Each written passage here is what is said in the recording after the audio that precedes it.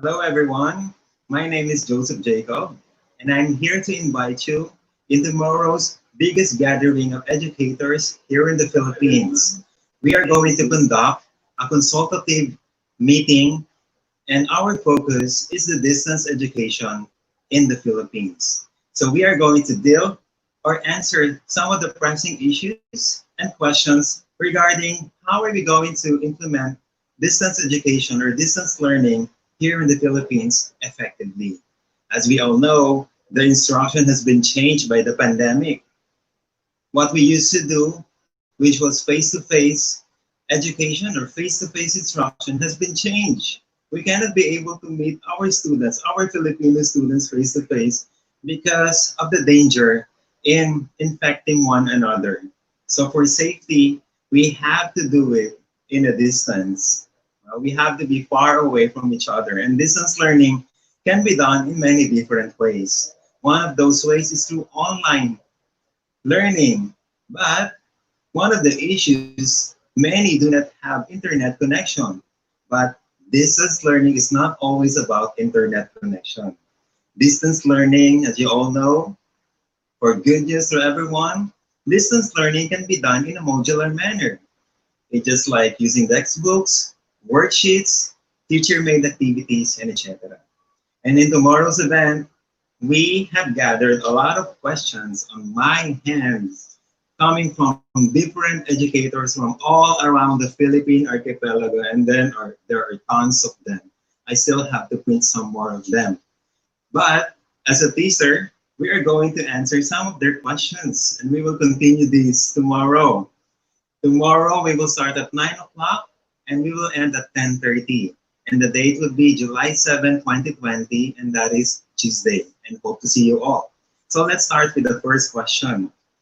So the first question that I got here is unedited. So how to effectively conduct distance learning for secondary schools. So perhaps we also include the elementary schools and the preschool. So distance learning, in terms of its effectiveness, we cannot be able to tell right away whether it's effective or not because it hasn't been implemented yet. But there's a way from which we can tell whether what we are doing is effective or not. Okay, the secret is try to assess each learning standard. So using your assessment tools, you could be able to tell whether you are succeeding in your effort or not. All you have to do is to think of possible assessment tool which is aligned to the curriculum guide and use it to assess the performance of the students. That's how you could tell whether your implementation plan in terms of distance learning is effective or not individually for each learner, for each section, or for every school. Okay? Again, the success of this program will always be dependent on your plan and on your preparation as well. Next question. How would distance learning ensure the quality of learning among individual students? I think my answer for that is to ensure quality, you need to plan out well. Okay, of course, first you need to be knowledgeable with the curriculum content, with the curriculum standards, and try to embed some materials or learning materials or teaching tools that could adhere to the target learning standards or learning competency. And then materials are not enough. Inventory of materials to be used is not enough as aligned to the curriculum. You also need to plan out the assessment tools that you need to do in order to ensure quality implementation of distance education. In addition, by this time, you must have come up with a plan already for those students with internet connectivity and without internet connectivity. Our students should learn without limits, should learn without borders. Okay? I hope I answered that question. And then, third to the last question for tonight. So, how to deal with the new platform? Okay, I think the platform is distance education. Um, this is a very general question, but the thing is, I think I would suggest that every school should create or should have their own action plan, because the action plan will tell you what to do. The action plan will tell you what the weaknesses are, what the strengths are, what the available materials are. And then when you do that, when you do the action plan, you could be able to know what exactly do you need in order to be successful in this new modality, or what we call the distance learning. So please plan it well and create targets. Okay, second to the last question. So how can distance affect the study habits of the students? Oh, we cannot be able to tell what their study habits are, but I'm going to tell you a secret. The secret is have a close coordination with the parents. Since you cannot be able to monitor your students individually because you cannot be able to see them most of the time, the parents and the guardians are your greatest allies. Huh? Help them organize a monitoring tool from which they could be able to monitor their children. And these little kids must also be given some tasks, even they are away from you. These tasks could be authentic tasks, performance tasks that they could work on, even though you are not doing a live session with your students, so that they could be able to feel your power. They could be able to feel your influence, even if you're not with them all the time. So that's how we do distance education.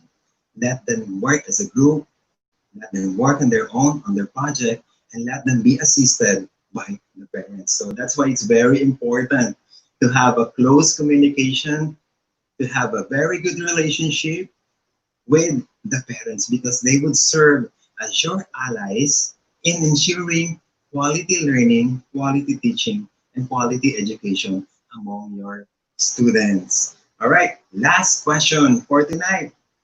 How is quality assurance framed for distance learning in the context of basic education program? Well, quality assurance is a very important tool in ensuring that the learning standards are being achieved.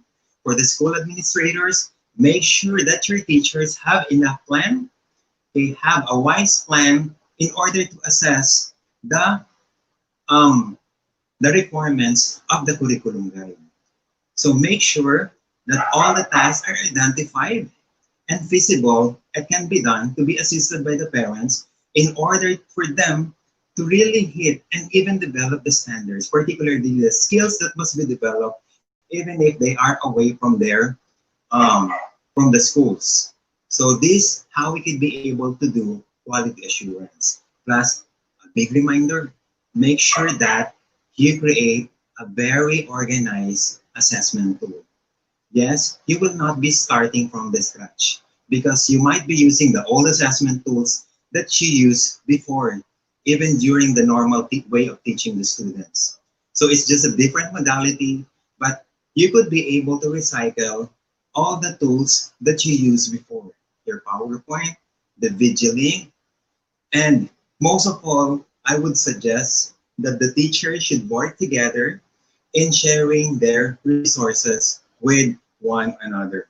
Again, you will not be starting from the scratch. All you have to do is to coordinate with one another, help each other in gathering all those resources that can be used in the distance learning education. So this is how we're going to do it tomorrow at 9 o'clock up to 10:30. So I would encourage all of you, those who are interested, to please register via Google Doc or Google Form that we have uploaded in our STEM Hub um, Facebook page, and also in my own page. I uploaded it there. All you have to do is to register. And then when you register, we will give you a certificate of um, participation, or certificate that proves that you have joined our live consultative meeting. So we are hoping to see you tomorrow for more opportunities to teach, learn, and achieve.